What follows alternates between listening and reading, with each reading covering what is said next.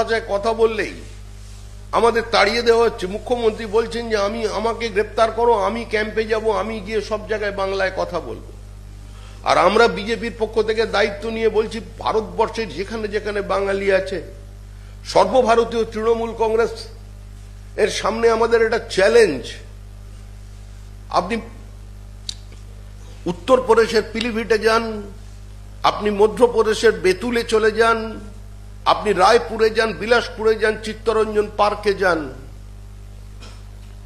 আপনি ভারতবর্ষের যে যে প্রান্তে আজকে বাঙালিরা আছেন, বাঙালি উদ্বাস্তুরা আছেন, অন্ধ্রপ্রদেশে চলে যান, উড়িষ্যার দণ্ডকারণ্যে চলে যান, একটা পঞ্চায়েতে প্রার্থী দিয়ে, একটা কর্পোরেশন মিউনিসিপ্যালিটির প্রার্থী দিয়ে জেতা তো অনেক দূরের কথা, বাঙালির সামনে দাঁড়িয়ে বাঙালি বলে ভোট চেয়ে আপনি জমানত বাঁচিয়ে তৃণমূল কংগ্রেস আমাদের দেখান।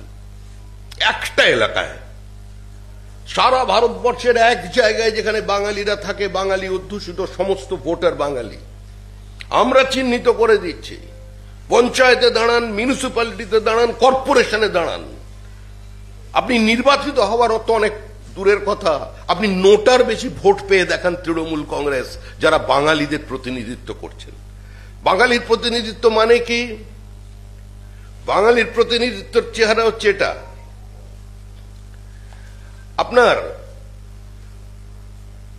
সুইটি বিবি, কুরবান শেখ, ইমান শেখ, দিল্লি পুলিশ 21শে জুন 2025-এ তাদের অ্যারেস্ট করেছে এবং তারা ইন্টারোগেশনের সময় স্বীকার করেছে যে তারা বাংলাদেশি, তারা ফেক আধার এবং ফেক ভোটার কার্ড নিয়ে তারা দিল্লিতে ঢুকেছিল। কিন্তু অনতিবিলম্বেই দেখা গেল তাদের কাছে বীরভূমের দুটো গ্রাম পঞ্চায়েত, পাইকার গ্রাম পঞ্চায়েত, মুরারুই গ্রাম পঞ্চায়েত, তারা এদের রেসিডেন্সিয়াল সার্টিফিকেট পর্যন্ত ইস্যু করে দিল।